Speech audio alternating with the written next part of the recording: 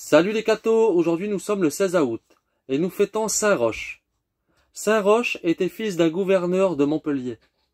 Ses pieux parents, déjà avancés en âge, obtient de sa naissance par leur persévérante prière, se promettant de donner à Dieu l'enfant qu'il leur avait accordé. Cet enfant du miracle naît avec une croix rouge sur la poitrine, gage d'une toute particulière prédestination. Dès l'âge de 5 ans, il commençait à châtier son petit corps par des privations.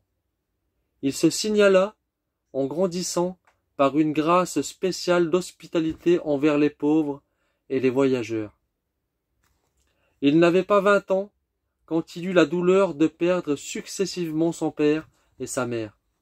Aussitôt, il vendit ses biens, se fit pauvre du Christ, à l'exemple de saint François d'Assise, entra dans le tiers-ordre et, vêtu en pèlerin, il prit le chemin de Rome en demandant l'aumône. La peste sévissait en Italie sur son passage. Il se dévoua aux soins des pauvres pestiférés. Passant devant leur lit, il prenait leurs mains, leur faisait faire le signe de la croix, et tous se levaient guéris. À Rome, les miracles se multiplièrent sous ses pas. Il y vécut 3 ans sans faire connaître son nom et son origine, même au pape.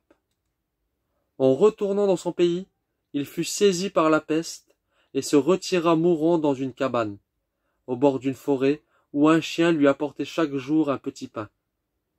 Guéri par l'intervention du ciel, il reparut à Montpellier comme un étranger, méconnu par le gouverneur, son oncle, et jeté en prison comme espion.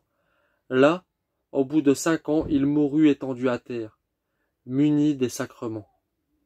On le reconnut à la croix rouge marquée sur sa poitrine. Ses obsèques furent un triomphe. Son culte est devenu et demeure populaire dans toute l'Église. Cette courte notice fait deviner l'origine de l'expression si connue « Saint Roch et son chien ».